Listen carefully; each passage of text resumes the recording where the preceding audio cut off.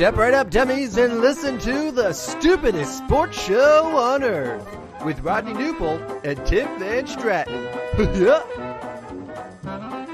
Well, hello there, dummies, and welcome to episode 13 of the stupidest sports show on earth. My name, of course, as we all know, is Tim the Big Hurt Van Stratton. Alongside today is Rodney Knuppel, who, in addition to being the NFL primetime expert, is now the NHL expert. That's on the first day of the NHL season in North America. A very, very important opening day. And Rodney is sitting there in his mansion that just got a I believe you had a nice add-on to the mansion after today's Blues Kraken win. Yeah, a little upgrade to the mansion tonight after a 5-leg put together at 3:25 in the afternoon for a 3:30 start because DraftKings gave me a 50% bonus boost on my same game parlay. I don't know as if I've ever put together a half dozen same game parlays on the NHL before. Like, that's not usually something I do. Put it together. Looked very bleak in the beginning with a Blues money line was part of my parlay, but they came back, scored 3 straight goals. One of my goal scorers, the best scorer on the Blues, Jordan Kyrou, was one of my bets. Pavel Buchnevich needed 2.5 shots. I think he got 3. And I needed Seattle to score under 3 goals. They had 2 in like a minute and didn't do anything else after that. 5-leg parlay start off the NHL season. I like it. So what I did tonight, and I am very anti-Chicago Blackhawks, but I'm going to do the same thing, Chicago Blackhawks. Blackhawks money line in Utah, Connor Bedard, Taylor Hall, shots on goal, Utah under, and I don't know, something else. Good luck to me. You had me in the first half, but I don't know if I can support that parlay. That's pretty gross. I mean, yeah. I mean, I won. I mean, if you hit it though, like if you hit 2 5-leg NHL same game parlays in the same night on opening night, yeah. On opening night, yeah. I'm just doing it to a Blackhawks game just for fun at this point. Like, okay, instead of winning 340, I won 330 because I donated 10 back on the Blackhawks 5-leg. But yeah, I mean, Utah is probably going to score 3 goals in the first minute, which would eliminate my parlay right away, and I could go to bed. But if it's like, you know, Bedard scores and they go up 2-0 and they're up 2-0 like midway through the second, like I'm going to be up till midnight watching this thing. So, hey, how about that baseball going on right now? How about that baseball? So this is, by the way, if you are listening in the future on the podcast version, I apologize for everything that you're listening right now. But if you're watching us live, I'm sure you enjoy this. A reminder that you could follow us and listen in at Stupid Sports Show on Twitter. No W at the end. But yeah, the Dodgers-Padres game is, yeah, we could start there. It's been a very interesting series. Honestly, I mean, do you want to just start with postseason baseball here while we're on it? Away. Yeah, it's probably the big ticket tonight with how things are going. But yeah, I mean, like you said, it's 6-5 Padres in the 3rd inning. The Dodgers defense just really let Walker Buehler down in 1 inning with just with Freddie Freeman. Can I just say something about Freddie Freeman? The guy is playing on a sprained ankle that he has said himself is normally a 4 to 6 week recovery. Yeah. But he's out there. Not only is he still playing, but they have to play him in the field because they have Shohei Ohtani at designated hitter. Now, obviously, you don't take Shohei out of the lineup, but this is sort of like the disadvantage of having a guy who can only DH, because then when you have situations like what they have with Freddie, where he is just laboring through and he's making mistakes in the field and he is not anywhere close to 100%, like you don't have a choice. In actuality, like Freddie should be DHing and they got to put Ohtani in right field, like something, but just now's not the time for that sort of thing. So Ohtani can't play first base. I mean, I'm sure he can. Can he do it well? Yeah. Well, I mean, it's either that or one-legged. It's either that or one-legged Freddie Freeman. Yeah. But no, the Dodgers-Padres series so the Manny Machado violent assault on the Dodgers dugout has to be one of the stupidest stories that I've seen in a long time. Oh yeah. Like, it's fitting on the stupidest sports show on earth to go there, but like, and everyone's like, "Oh, ESPN has obtained another angle of Manny Machado's throw," and it's just him doing just the very basic sort of, "Hey, I'm going to throw this ball on the ground and it's just going to roll toward the dugout," like every other professional baseball player would do in that situation. Like it's got to be one of the softest things that Dave Roberts has ever said. Like just the Dodgers looked really soft complaining about it. Yeah. Yeah, no, but there's going to be plenty of drama in the rest of this game. And then, tomorrow with an elimination game, regardless of how that goes, the drama is going to be very high there. And speaking of drama, how about the drama in New York tomorrow night with the Mets potentially putting away their rival, the Philadelphia Phillies, as Sean Manaea was strong tonight, 7 innings. And Mets eliminating the Phillies is not something I had on my bingo card.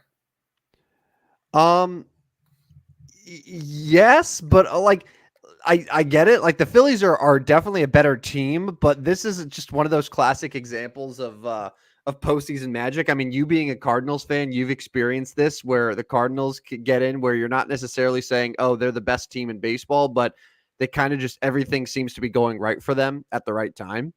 And that's really what it feels like with the Mets. They're getting clutch hits. Like Pete Alonso for the last 2 weeks of the regular season wasn't hitting anything. There's a good chance that Pete Alonso went the entire last week of the regular season without a hit. Right. And then gets to meaningful October baseball. And he's up to what? Three homers now? Four, maybe even 4. And Mark Vientos has been insane, and Francisco Lindor's clutch, and the starting rotation's clutch, and seems like they are always getting a big hit at the right time, and that's really what matters. No one's going to sit here and say the Mets are a better baseball team than the Phillies are in terms of just pure talent. The Phillies are loaded. For much of the year, they were the top team in the National League, but it's not always what wins in October, and my money's on the Mets winning one of these next 2 games and going to the NLCS, which is incredible given where they started the year. Yeah, so from September 18th through the end of the season, which was September 30th, Pete Alonso had 6 hits. So 6 hits in basically 12 days. He had 1 home run, and that came all the way back on the 19th of September. So yes, scuffled over the last 2 weeks. And I'm not anti New York, but we're going to get closer and closer to a Subway Series every time the Mets and Yankees win. And, obviously very, very good for TV ratings and all that. But I don't know if America's ready for a Subway Series again. Why would you say that? I think it would do well. I mean, yes, it's going to do well. But do baseball fans really want to watch Mets Yankees in the World Series? Well, yeah, I get it. It's very hyper focused in one city. Yeah, but no, yeah. I think that it would attract a national audience, and baseball fans would be interested. Like I get what you're saying, because you're saying kind of 2 different things actually. You're saying it'll get a big audience, but also do baseball fans want to see it? So yeah, if baseball fans didn't want to see it, then they're not going to watch. Like last year, people didn't want to see Rangers Diamondbacks, so they didn't watch it. You know what I wish I had if it was Mets Yankees? Can you name what I wish I had? What's that? Tickets for those games. Oh, yeah. Because you know how much the resale on Mets Yankees World Series tickets would be? Oh, that'd be amazing. No, unbelievable. Anyways, American League tomorrow. What do you think? Detroit, Cleveland, Yankees. I gotta say the Detroit Cleveland series has probably been a distant 4th on my list of series based on the interest in watching them. Like and this is coming from someone who's just in awe of what the Tigers have done.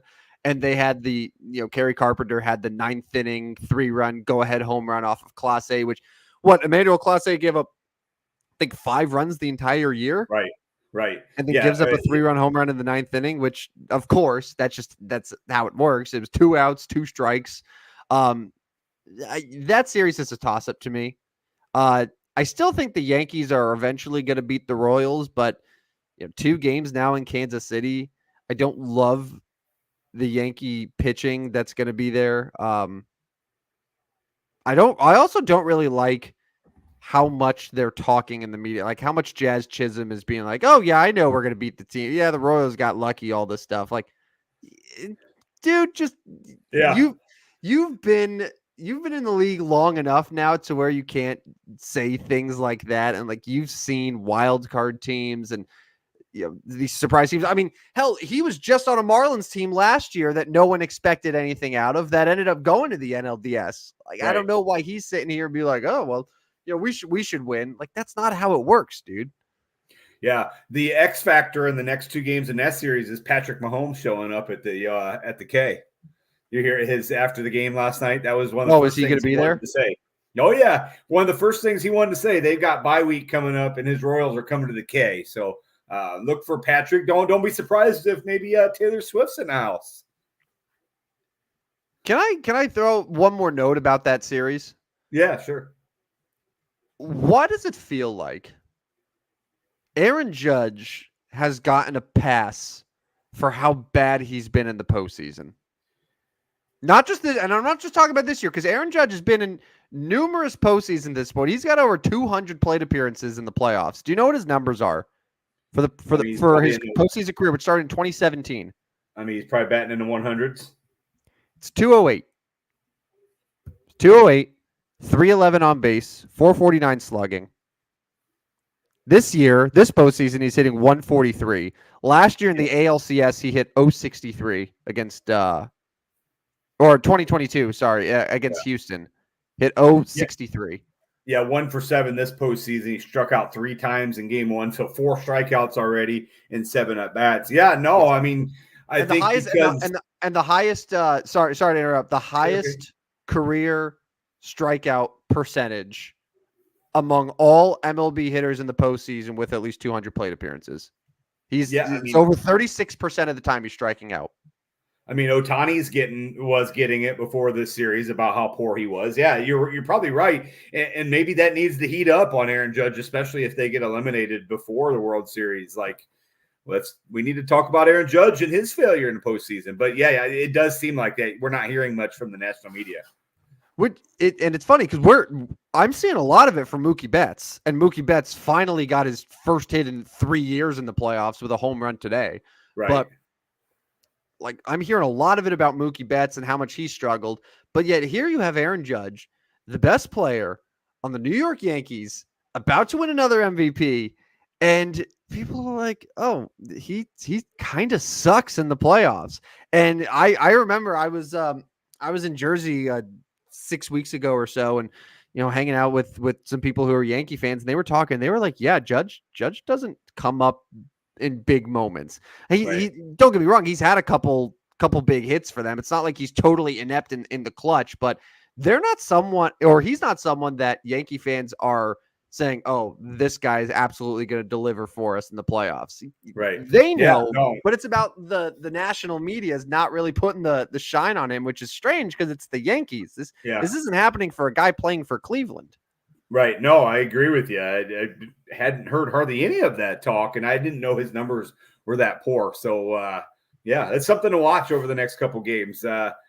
Kansas City's pesky, man. They are pesky, and they're going to give the Yankees all they can handle. Who is it tomorrow on the mound for Kansas City? Seth Lugo, who was really good this year for Kansas City, against Clark Schmidt, who really wasn't all that good for the he missed some time with injury. He was out for a little while. Yeah, no, I guess he was pretty decent, 2.85 ERA, but should be an interesting one in the postseason. All right, shall we move on from baseball? Talk a little football, a little pigskin. Yes, little football talk. Before you go to NFL, how crazy was the college slate though? 9 upsets we had there. We don't need to recap all of them because everybody knows at this point. But I'm going to give a little tease in my Knuppel Knotes later. I am going to reveal what the college football playoff would be if it started tomorrow. Top 12 teams and my predictions and what it would be. So we'll get to that here in a little bit. But what a wild college football weekend. Hopefully this one's just as good with some big games coming up. The Alabama-Vanderbilt game was super fun, and I'm surprised that there aren't more people being like, holy shit, how did Alabama lose that game at Vanderbilt? Where Nick Saban has famously said, like, oh, yeah, that's the only place in the SEC that isn't tough to play. Right. And then Alabama, Saban's gone. They go there, they lose, and Vanderbilt led from the beginning. They led wire to wire, I think. Yes. Yeah, which is wild. And I'm sure Kellen DeBoer had some thank yous for Saban for giving that bulletin board material after he left the program. But yeah, I mean, and that's a bad loss for DeBoer and the Crimson Tide. Now, thankfully for them this year with 12 teams going, they're still right in the mix. But like in future, in past years, when 4 teams go, like that's a crippling loss. Like that ends your chances right there. They'll they at least don't have a chance now. Yeah, so all the high-ranking teams that lost, so Missouri was just totally blown out against A&M. That wasn't even close. Yeah, they should probably just fold the season. They're I mean, that's just a ridiculous loss for Missouri. We had, let's see, I'm trying to find. All right, so are you just talking about ranked teams or like teams that high? Because Tennessee lost. That one I think surprised a lot of people. Yep, Tennessee got beat. I mean, even like Michigan going down. It's just and but that wasn't a huge surprise though. I think a lot of people were expecting Michigan to fall in that game. Like but now you got the defending champs with 2 losses already, and I know they were probably borderline whether they were going to have that chance again or not. But I think that's a pretty big storyline. You're defending champ, pretty much on the ropes with 2 losses, losing at Washington in the national title rematch. But yeah, the Tennessee loss, a bad one, because like this was a team that was scoring a ton of points, and then 14 points at Arkansas. 14 is all they scored. And I think another storyline that is not talked about a whole lot because they're so bad now is like Florida State is just almost irrelevant. I mean, they just can't find any traction of winning games after getting snubbed last year, scored just 13 points. And that's a team I want to talk about a little bit later is the Clemson Tigers, because they lost their first game, but keep in mind they lost it to Georgia. And since then they've been rolling, and maybe they're not as bad. Maybe I was a little too harsh on Dabo at the beginning of the season. I know I was riding Dabo pretty hard, but in that pretty weak ACC, Clemson's right there, and they do not play Miami. Clemson does not play Miami, so that's big. Yeah, I mean they're going to probably play in the ACC championship game between those two, which would be a fun game in December. But yeah, look out for Clemson now. Speaking of Miami, it's wild to me that when you look at all of the upsets in college football this past weekend, the weekend before that, Miami had a miracle comeback and just hung on by the skin of their ass against Virginia Tech, and then go to Cal. They're down, 38-18? Yeah. And they somehow win that game. So it's like they found themselves down by multiple touchdowns in back-to-back weeks, and yet won both of them while all of these other teams are winning. Like, that's what it comes down to. And we're going to sit here, and, well, Miami's one of the few undefeated teams. I don't know where they're at in the latest AP rankings. Yeah, but they're like 6. They're going to be when we get my Knuppel Knotes, they're going to be there. I'll mention them where they're at. But I mean, you mentioned it. Now the Manny Diaz lovers are starting to turn that around. Oh, he's a big game coach. He's a big game coach. Oh, the big Mario game against Cristobal. Florida. Don't forget about the one he won against Florida that my Twitter follower. Make sure he pointed out. Big win. Miami beat Florida, apparently. And then there was Mario Cristobal, not years ago. What's that? Not Manny Diaz. Oh, yeah, Mario Cristobal. Yeah, same guy. It's all the same. It's the same guy. Yeah. Miami, and their schedule, it's not because it was supposed to be like, oh, they got Florida at the beginning. That's going to be a really tough game for them. Well, not really. And South Florida was supposed to be a little bit of a challenge going on the road. They blew them out. Okay, not really. So it's a Louisville team that was ranked, but is now 3-2. That is going to be their next challenge. Florida State's not going to be a challenge, as we've discussed. Duke's not going to be a challenge. At Georgia Tech could be a little interesting. Could be. And then Wake Forest, Syracuse. Yeah, I mean, Syracuse will give them a game. I mean, they have been it's pesky. Like they don't. Yeah, right. They don't have anyone that's super. Oh, this is a juggernaut opponent here. That was supposed to be Florida. That was it. No, but it's a bunch of pesky opponents like at Louisville, at Georgia Tech, at Syracuse. They're going to lose one of those games. Yeah, but I mean, and like I talked about with Alabama, losing one is still going to give them a chance, and maybe maybe that loss needs to come at Louisville, because we've seen like you lose earlier and you start building up steam, to get back into the rankings. Whereas like if you're like 6 or 7 going into that game at Syracuse and you lose, now you fall to like 13 and now you're on the outside looking in. At least if you fell to 13 now, you could move your way up over the next couple weeks. Yeah, that's the crazy part about when you lose sometimes makes a difference. But yeah, I'm rooting for Miami. It'd be a fun story to see them back in the college football playoff. We always joke about, people say, oh, the U is back, and then they're never back. For years, there was people saying Texas is back, and Texas is never back. But I think Texas and the U in the same year are back.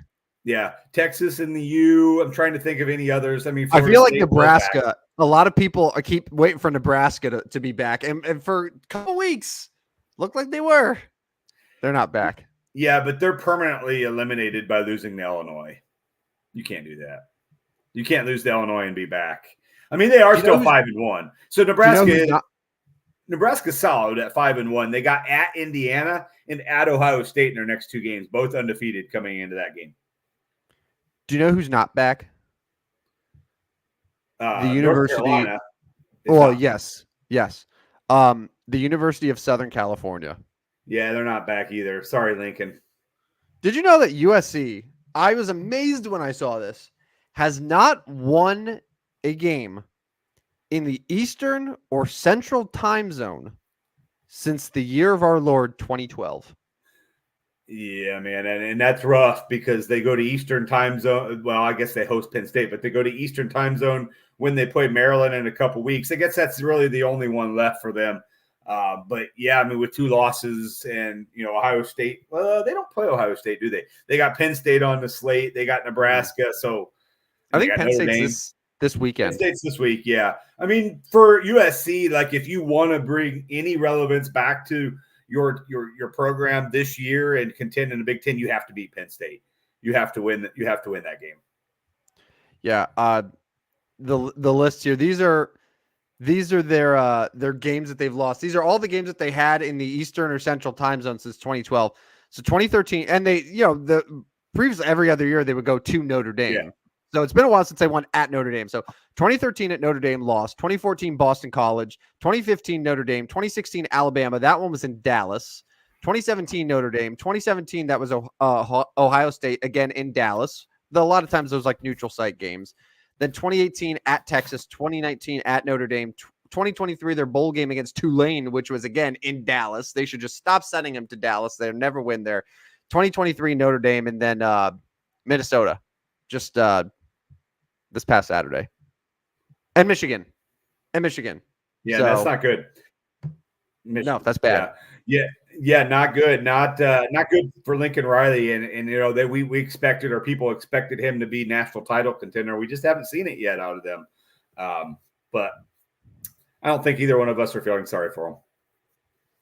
I do not. No. You want to talk NFL? No.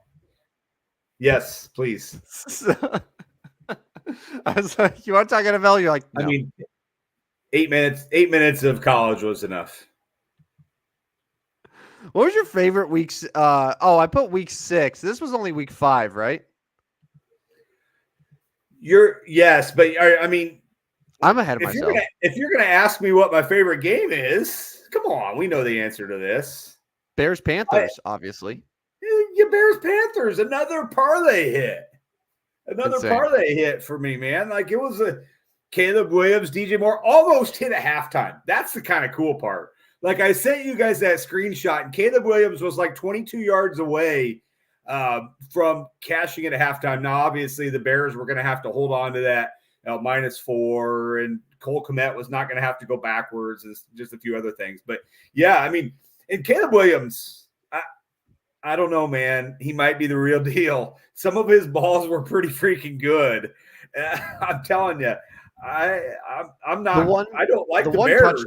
The one touchdown that he threw to Moore, where it seemed like he barely flicked the ball, and it just flew like 35 yards in the air, and it landed in the most perfect spot. I like to hate because it's fun. I like being a troll, but I was like, dude, that was a toss, man. That was so pretty. Yeah. I mean, so here's the deal. Here's the deal with the Bears. Like, you have to win in London. You have to use this momentum, and you have to beat the Jaguars. Now, I get it. They're the favorite.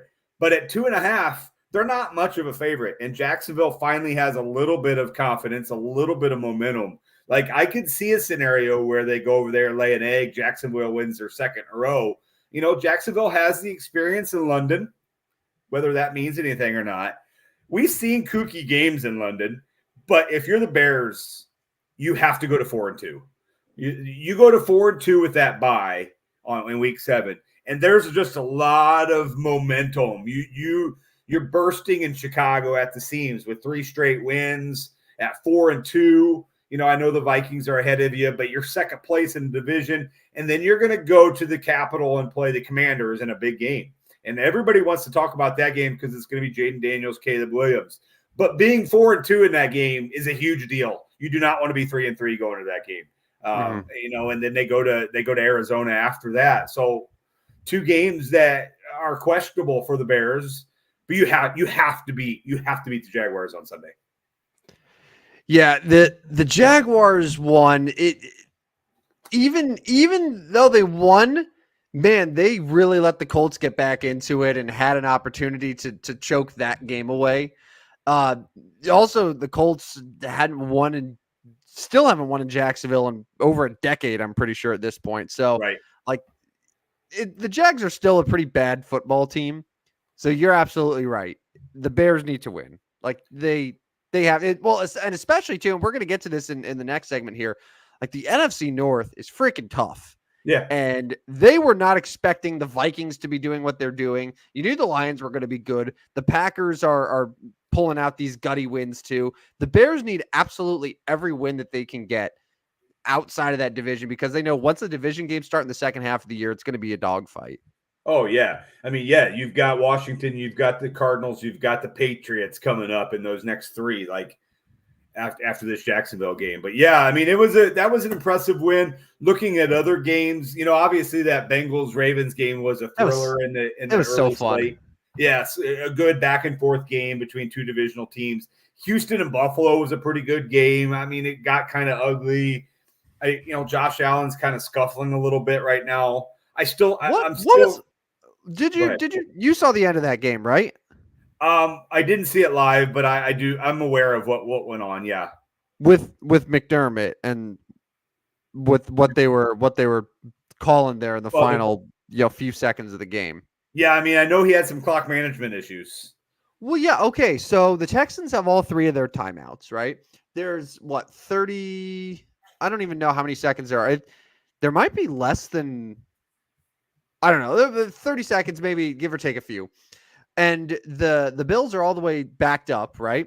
And they can decide, okay, you know what? Let's just run the clock. Let's get the Texans to burn their timeout. So worst case scenario, we don't get the first down.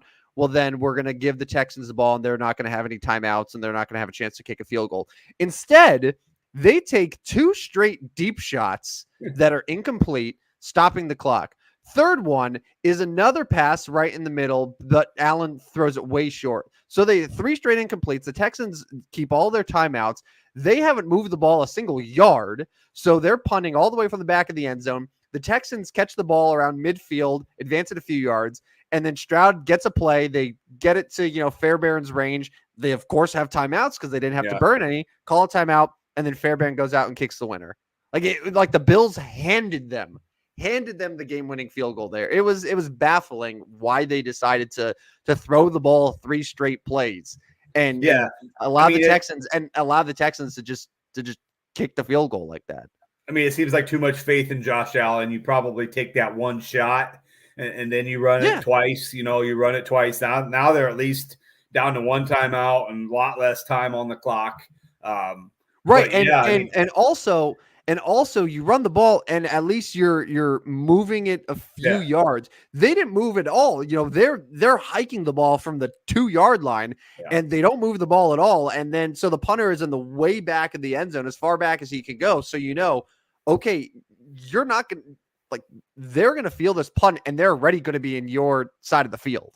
Yeah. Bad loss there. I think really what it comes down to is McDermott really just had too much trust in Josh Allen. And there was questions whether Josh Allen should even be playing in that game after a hit to the head, whether he had a concussion or not. But yeah, I mean, I still have faith in the Buffalo Bills. I have some concerns over their receiving core.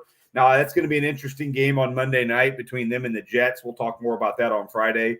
But that's a big game in the AFC against the coachless New York Jets. What a mess. See ya, Robert Saleh. But not Nathaniel Hackett. Not yet. Well, I don't think Aaron Rodgers is going to be okay with that. And apparently, Aaron Rodgers can just do whatever he wants there, while also playing bad at football. Like it's not good. Saleh was going to take the play calling away from Hackett and give it to who? Don't know. That's what I'm saying. It's not going to be Saleh. He's not an offensive guy. He was going to give it to the offensive play call to the passing game coordinator, Todd Downing. But after the meeting about that, Woody Johnson fired him. I saw that Eric Mangini last week was alluding on. He was on his FS1 show, and he was saying, and this is a guy who coached for Woody Johnson with the Jets, so he's familiar. And he was saying, like, Woody, if they lose this game in London, he is going to be really, really ticked off because of all of his for being the ambassador. He knows a lot of people there, and they were going to be in attendance, and he was going to take that loss extra hard if the Jets blew it in front of his friends and his buddies. And here we are, exactly what happened. And sure enough, they lose. Rodgers throws 3 picks, and then the head coach loses his job for it. Yeah. I mean, and Rodgers was not good. And what we're seeing with Rodgers is like he has a connection with Allen Lazard, and that's about it. I mean, he's tried to get Garrett Wilson involved, and he kind of did. He got him in the end zone late in that game. That was, a good touchdown to make it competitive. But he still just doesn't have a very good connection with his receivers. He does not. All right, let's move on to couple segments because we got some stuff to get to on this show. Let's do a little for real or not. This is one of our segments. We've done it once or twice so far, but the premise of for real or not is I have 5 NFL facts, and you could say, you know what? Yeah, they are for real. That is for real. Or nah, I don't buy it. I don't like it. Does that make sense? I know it's very complicated. Just want to make sure you're on the same page with me. Yes, sir. I definitely understand what you want here. All right. Number 1 for real or not. The Washington Commanders will win the NFC East. For real or nah? Keep in mind, while Rodney thinks about this, we'll remind the audience that Rodney did pick the Philadelphia Eagles to win this year's Super Bowl. So is he still? Yeah. I'll start with this one. I'm going to go nah. Still, I still think in the back of my mind the Eagles can still get through this somehow. I know the dope known as Nick Sirianni. Now, so listen, the Eagles have the Browns and the Giants in their next 2 games, and then they play the Bengals, tough one. And then they got the Jaguars. They play the Cowboys after that. Obviously, it'd be a good one. Now, in saying that, I still think Dallas is a contender in that division. Looked better on Monday night, playing better defense, figuring out a few things in a run game, maybe, question mark. No, I'm not taking a rookie quarterback to win the NFC East. Nah. You? Oh, I'm taking a rookie quarterback to win the NFC East. The Commanders will win the NFC East.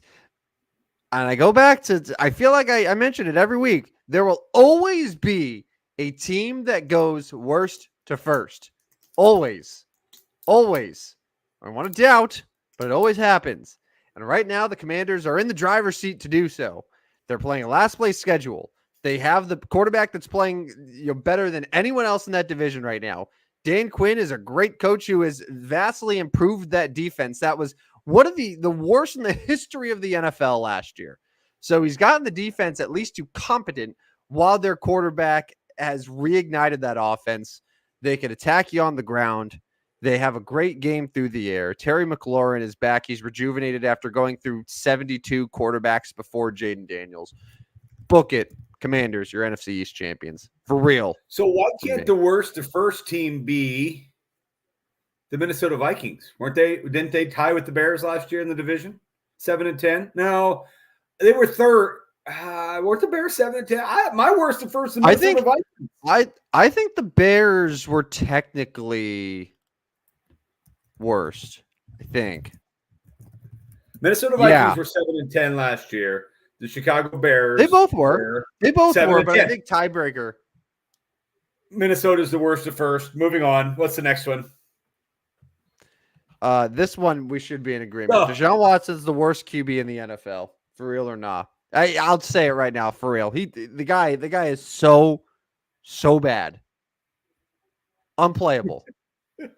It's funny because you look at Cleveland's schedule here. I probably should have had it pulled up, but it's not like the Browns are playing this juggernaut after juggernaut after juggernaut where they're just in a bad position. They're not, it's like, oh, we just got unlucky. Okay, yeah, they started with the Cowboys, but the Cowboys defense hasn't been all that good this year. Then they had the Jaguars, then they had the Giants, then they had the Raiders, and then they had the Commanders. The Cowboys and the Commanders are the only two decent teams there, but neither of them have elite defenses. So he's been this bad before, by the way, they're about to start a stretch where they got the Eagles, the Bengals, the Ravens in their next three. I'll agree with you. Okay, so I'll agree that he is the worst starting quarterback in the league. Well, yeah, that's implied. I'm not saying that he's worse than the worst backup, although he's been dreadful. But no, I'm just talking about the 32 starting quarterbacks in the NFL right now. Yeah, I'll go with that. I think Gardner Minshew might give him a run for his money. Gardner Minshew's no good either. But I will go for real in this one and side with you. This year, Deshaun Watson is the worst starting quarterback in the NFL. Yeah, I was saying. Oh, so speaking of Gardner Minshew has a QBR of 41 this year. Deshaun Watson is 21. So Minshew, who was benched on Sunday, is almost double the QBR that Deshaun Watson currently has. Yeah, that's not good. It's also on Sunday against Washington, Watson registered a QBR of 8.5. It's the fourth single-digit QBR game of the season by any QB. The second for Deshaun Watson. The two others was Bryce Young week 2 and then Skylar Thompson week 3. Bryce Young, who was benched, and Skylar Thompson, who was a backup. Is a backup and is now the third string. Well, I don't know. Is he hurt? He must still be hurt. Yeah, who cares? Are they going with Snoop still? Yeah. All right. Number 3. The Texans, and I want to say this, it's not on the graphic. I mean in the AFC. The Texans are the biggest threat to the Chiefs in the AFC. For real or not? And maybe just maybe it's all of the National Football League. I get it. If you could specify that as well, you could just say for AFC, it's however you want to answer it. But the Texans are the biggest threat to the Chiefs, for real or not? I think there's a case for it, but I will still go because I still think Baltimore is going to be incredibly tough to beat when push comes to shove with their running offense going both ways. With Lamar going one way, Derrick Henry going the other. Their defense, it hasn't been fantastic yet, but I think still will be. I will go but I still think there is a case that Houston is. But my point is that if we thought San Francisco was the biggest threat because they're in the NFC, we might want to think again at 2 and 3 over there in the NFC. And so now we're looking at a 5-0 Vikings. Are they really for real? So yeah, I mean, I'm gonna go but I'm right there thinking about this one could still be. This is the reason that I'm saying nah. the Texans, to their credit, beating Buffalo, that was a good win. Yeah. And it's not like they've had a totally dreadful schedule and they've totally lucked out. They deserve their 4-1 record. That said, the Texans are 4-1 with a negative 12-point differential. For perspective, the Bengals, who are now 1-4, have a negative 5-point differential. Yeah. So this is one of those things where if there truly were a dominant team, like the Chiefs are plus 33, the Bills, who are 3-2, are plus 38. Like the better teams typically have these positive differentials, and the Texans are sitting at minus 12. The Colts and the Titans, and the Titans we shouldn't really count because they had a bye week, but the Colts have a better point differential than the Texans do. Yeah. Yeah, you're probably right. Like good teams tend to blow teams out at least every once in a while. Right. So what that tells me is that eventually things are going to sort of even out. The Texans are getting these really close wins, and it's good that they're winning those because that's also a sign of a good team is to be able to pull out those tough wins. But also it tells me that at some points this year, we're going to see some Texans games where they're just going to lay an egg and they're going to regress because that's how the league works. Do I think they still win the division? Absolutely. Do I think that they could beat the Chiefs in the playoffs? Yeah, I do. But now with Nico Collins hurt for week to week, which is a devastating blow if he's out for a long period of time for them. Like, I like them. I do. But I think that I would probably take Buffalo. I would take Baltimore. Certainly those two to beat the Chiefs, or at least as a big threat to the Chiefs just in the AFC. So I'll say nah there. All right. Number 4, the NFC North is the best division in football. For real or nah? I mean, I'm going to go for real. They're 14-5 through 5 weeks, and Minnesota's the only undefeated. Well, one of 2 undefeated teams. Detroit has that one loss, but we see when they play well, they are tough to beat. Green Bay, you mentioned, they're pesky, winning these pesky games, and the Bears are much better. So, yes, I will go that. There is not a division with 4 teams as talented as the NFC North. So I will say for real. Yeah, I think the obvious contenders going into the year would have been the AFC North.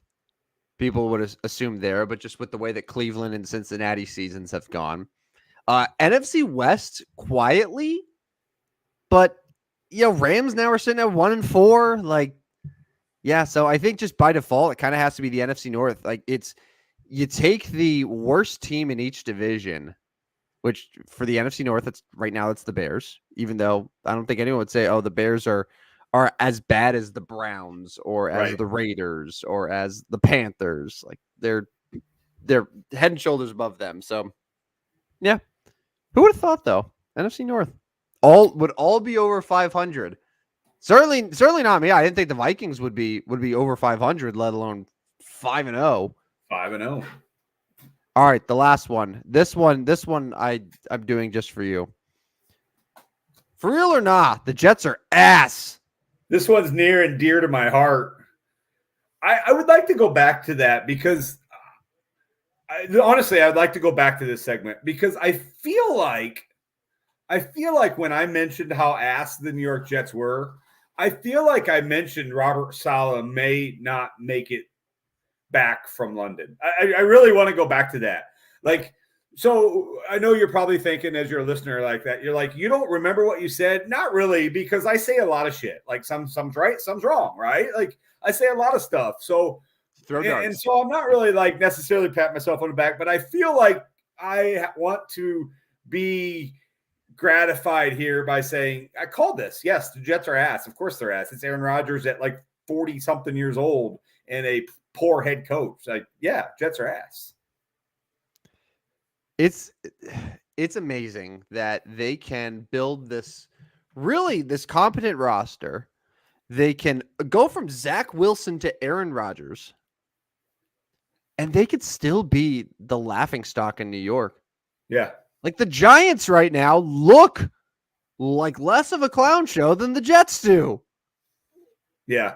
And it's a bad time to be really bad in New York because the Knicks have title hopes with Karl Anthony Towns coming over. The Mets are up 2-1 in the NLDS. Mm-hmm. The Yankees are pretty much the World Series favorite right now, especially out of the American League. Mm-hmm. The New York Rangers were really good last year, and I mean they're going to be a top 4 or 5 team in the Eastern Conference this year. So, like, you're in the back page in New York, and when you are in the back page in New York, like, you might as well just not be on any page because you got all those others. It's a bad time to be on the back page of the New York newspaper. No, you're absolutely right there. New York sports is on the up everywhere except football. And certainly the Jets, though, are probably getting more hype than any of those other teams going into their respective seasons just because of everything with Rodgers and all that. But another thing, too, and another reason why the Jets are in a really bad spot here is this is a really bad year to be looking for a head coach because there's going to be a lot of teams, I have a feeling, that are going to be in the head coach search after this season, where you have Belichick on the market, you have Ben Johnson on the market, you have all these different guys.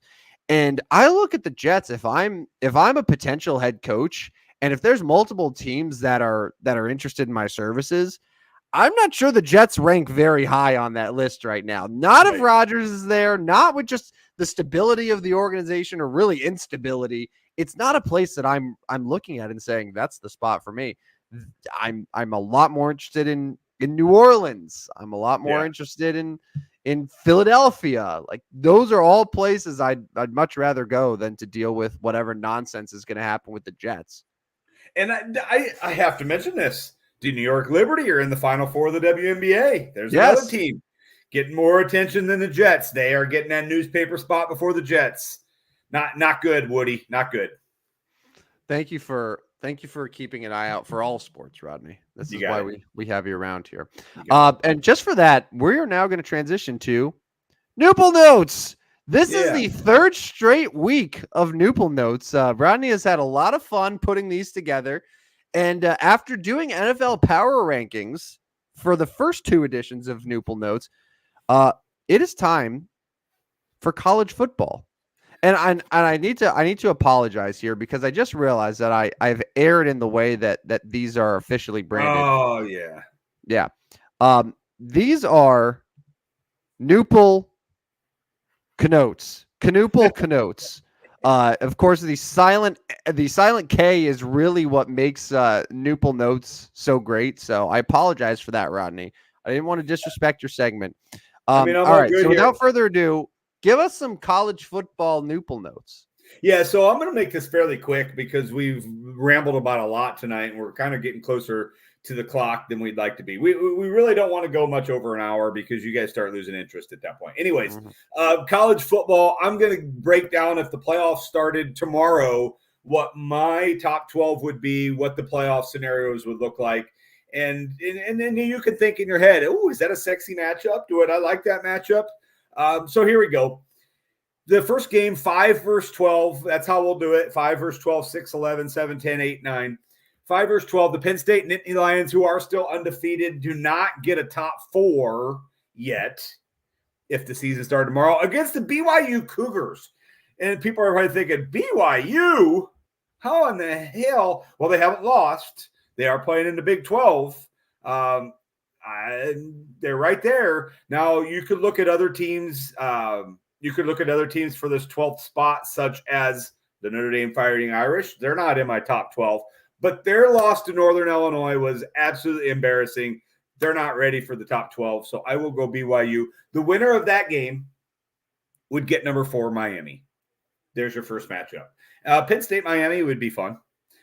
Let's move to the second matchup. Number 6, the Iowa State Cyclones. Iowa State, well, they're number 11 in the AP poll. I get it, so I've got them a little too high. But again, undefeated, playing in a power conference. Right now, they're the best team in the Big 12 because they haven't lost. They're 5-0. Now, who have they beat?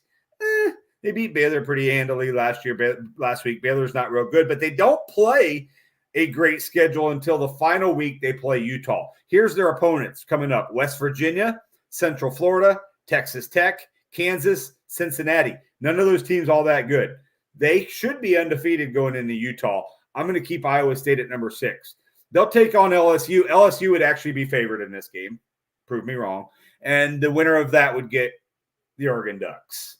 LSU Oregon would be fun. I would say so. Yeah. This next one's awesome.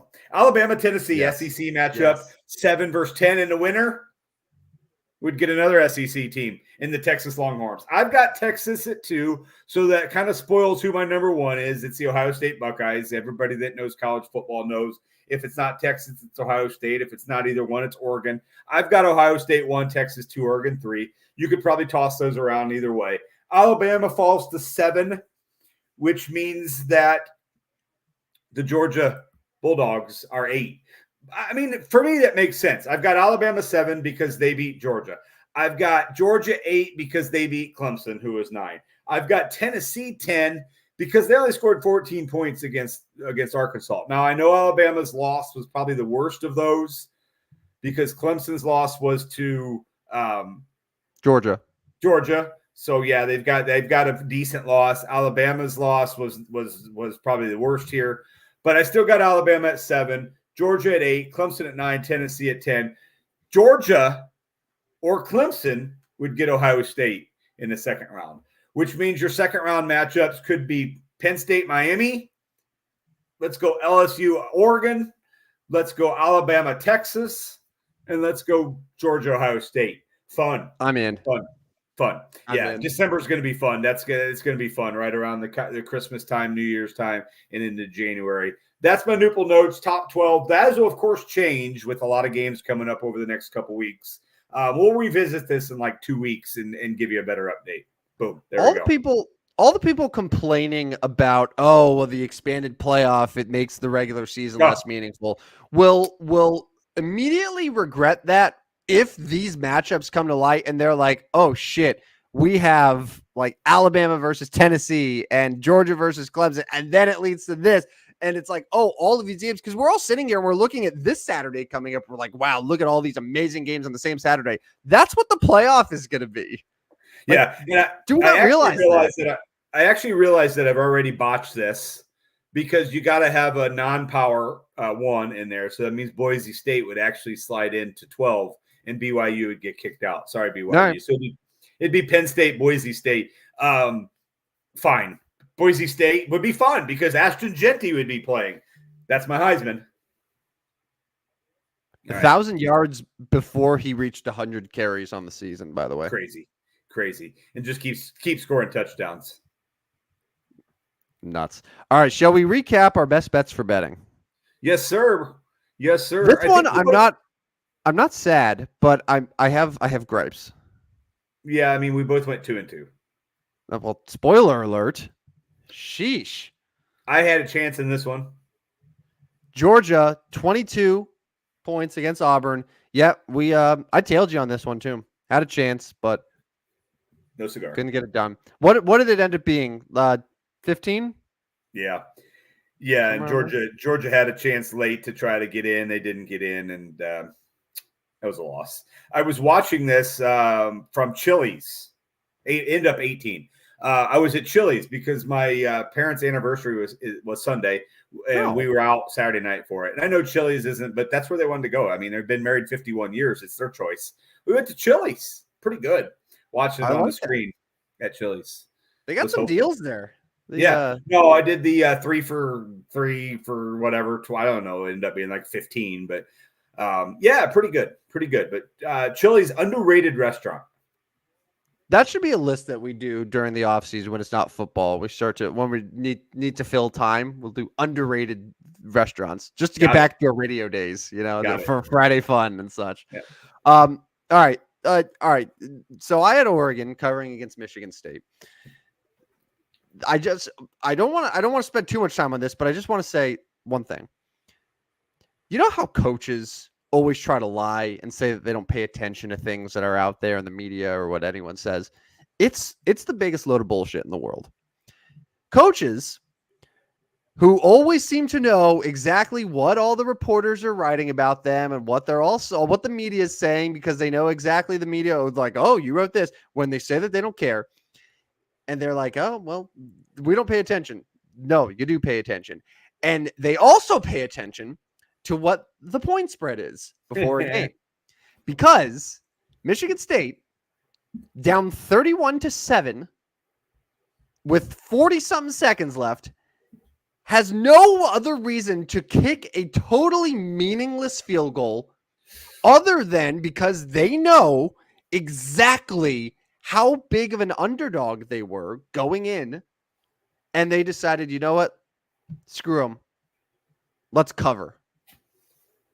And but like, here's the thing. No coach is ever going to say that. If you ask, hey, coach, did you know you're a 23.5 point underdog? They'll be like, oh, we don't pay attention to that sort of stuff. You know they do it, Rodney. No coach ever says, oh, well, we know exactly how big of an underdog we were. They're like, oh, we try to keep the noise out. No, they know exactly, because that's the only reason that they would kick that field goal. The only reason.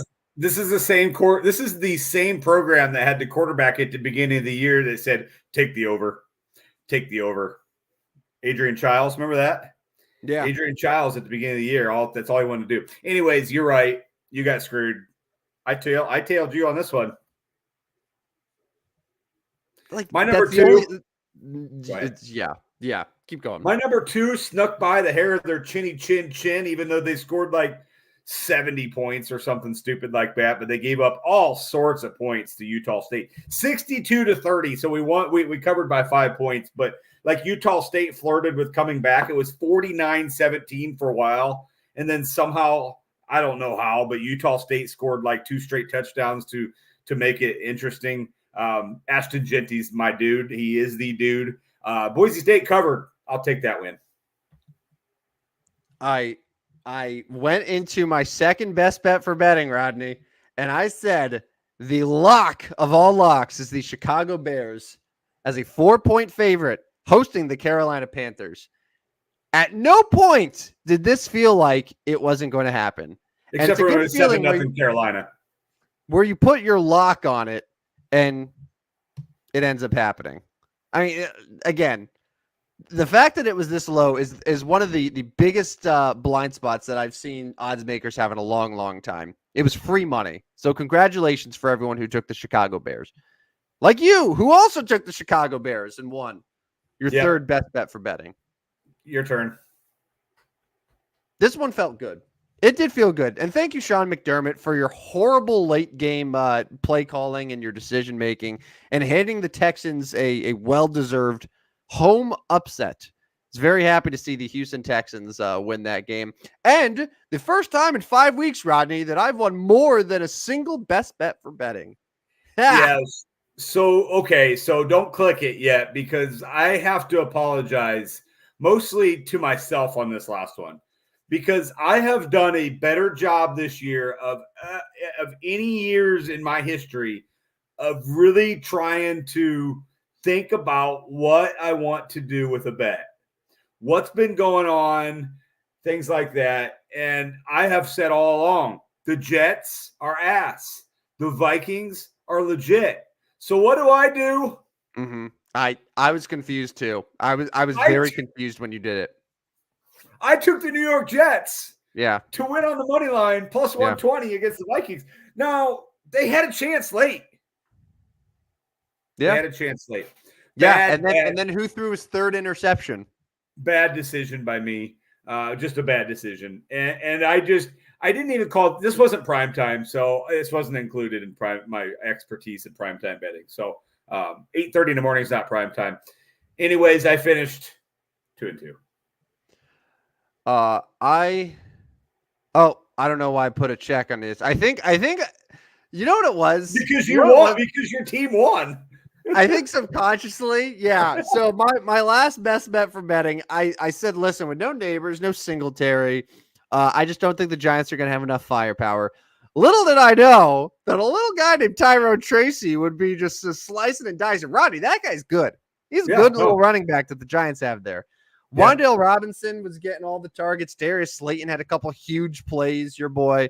And the Giants ended up winning that game outright. In hindsight, based on how these 5 weeks in the NFL have gone, it's not a surprise to see these big underdogs win. The Cardinals also did as a 7.5 point dog. I think subconsciously I was like, I was totally happy losing this best bet for betting, seeing the Giants win. Now they have a chance. They host the Bengals, the 1-4 Bengals on Sunday Night Football.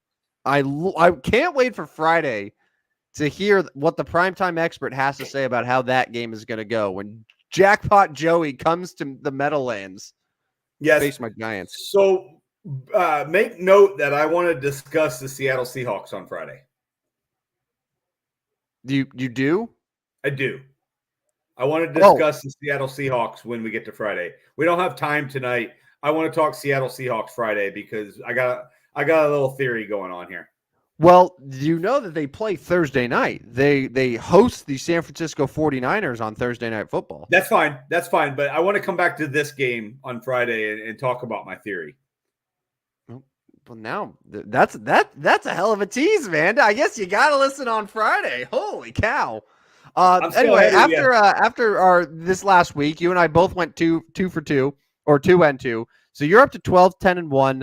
I've improved my record somewhat to 7-16. It's not good. It's bad. It's bad. But it's a long season. And it's about the journey. Anyway. You'll get there. We'll wrap up the show with a Barry Bonds stat of the day. He is, of course, Barry, the freak of all freaks. He is God's gift to statistics. And Rodney, you have prepared another Barry Bonds stat of the day for us. Have I though? Because so 13 now, and there's a ton. But I every time I do the Barry Bonds stat of the day, I think maybe this is probably like my 4th or 5th, maybe 3rd or 4th, because you've done more than I have. I know. But I get confused. I'm like, man, I've read this, but I don't know if we've done this. I probably should have kept track. Anyways, if we've done this one, I apologize. Stop me and we'll make up one. But anyways, 186 is the number. Okay. So just remember 186. So first Barry Bonds in 2004, the year we talk about all the time, we probably have mentioned that is 609 on base percentage. We've probably discussed that. Was tremendous. But second that season in on base percentage was Todd Helton Hall of Famer at 469. So what the 186 that I talked about before I brought this up was if Bonds played all the way through the 2004 season, he would have had to have gotten out 186 straight times for Helton to catch him. Now, obviously Helton could have raised his bar, but let's say those are all strictly Barry Bonds at bats. He would have had to get out 186 times to fall down to where Todd Helton, who was second that season, was on OBP. 186 straight at bats. We haven't done that one, so I think I got it right. No, that is a new one. That is a new one. And I've never heard that one, and I loved it. Very impressive, Barry Bonds. Such a stud. Maybe after the World Series, we start the Shohei Ohtani stat of the day. Possibly. Yeah. Anyways. Hey, before we get off here, I got an update. Is it the Blackhawks Utah update? Because I was going to update that for you too. Yeah, so I got them right where I want them. Right? It's 2-0. Same exact script as your stupid Blues Kraken one. It's 2-0 Utah. So all we need is a Bedard goal. Whatever scrub Taylor Hall. Whatever scrub Taylor Hall, former first overall pick. Yeah. He is on the Blackhawks these days. He does not have a shot yet. I need him to get 3 shots. Utah can't score anymore, and the Blackhawks need to win this game 3-2. If that happens, then I win again. And do you have any unders or anything like that? Did you go under 6? Yes. Yes. So 3-2. I need it to be 3-2. Right. So 3 Blackhawks goals. No more Utah. One of them has to be Bedard. Yeah. And Hall needs to put at least 3 shots on net. Yeah, that's it. All right. If this hits, I will do this exact same bet for every single Rodney, for every single NHL game for the rest of the week. I will do this exact same game parlay. Pick a team, for pick a different goal. games. You're right. So and you picked the road team for both of them. Yeah. Yeah, road team or in our case, the local team. I'll go road team because you know there's only so many local teams that we can do for this. But if this hits, that's what I'm going to do. I'm just going to do it for every single game. Hey, before we get off here, I want to shout out to the fine folks at Tampa, University of Tampa, and anybody out there in Tampa or Orlando or Sarasota or anywhere on the Gulf Coast. If you're listening to us tonight, fantastic, good for you. I hope you're like a long way away from the water. But anyways, we wish those guys all the best with that storm coming in. Milton looks angry. He's angry. He's angry. Just hoping for the least amount of destruction as possible. All things, but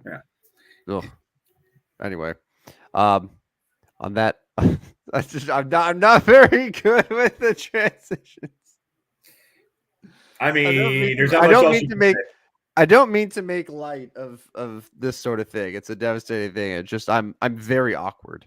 Is what I'm trying to say. Well, that's what our show is. Our show is very awkward, and it's just how it goes. Like it's just an awkward show. So we'll be back. We'll be back on Friday. Yeah, 8 a.m. Central. Right. So I have no idea what your theory is about the Seahawks. You and I are in a text group that has text all day, every day.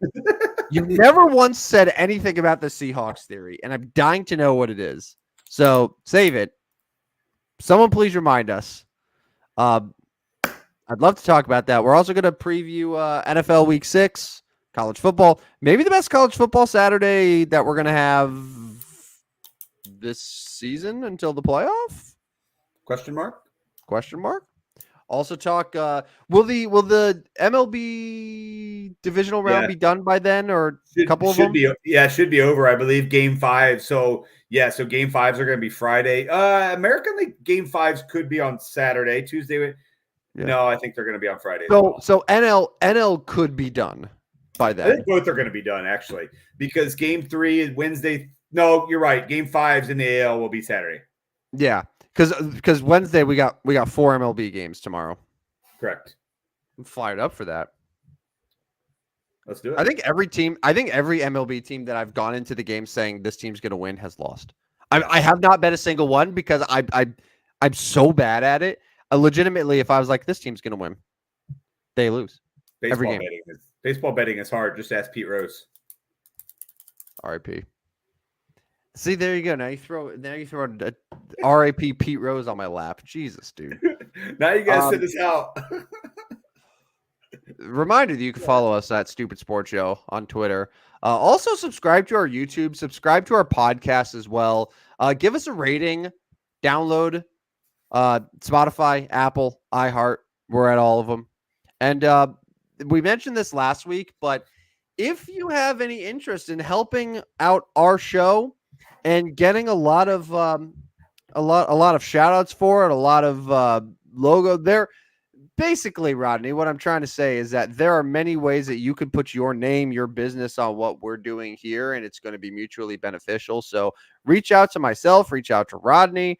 If you have any interest in sponsoring the stupidest sports show on earth, you could be the very first sponsor for the stupidest sports show on earth.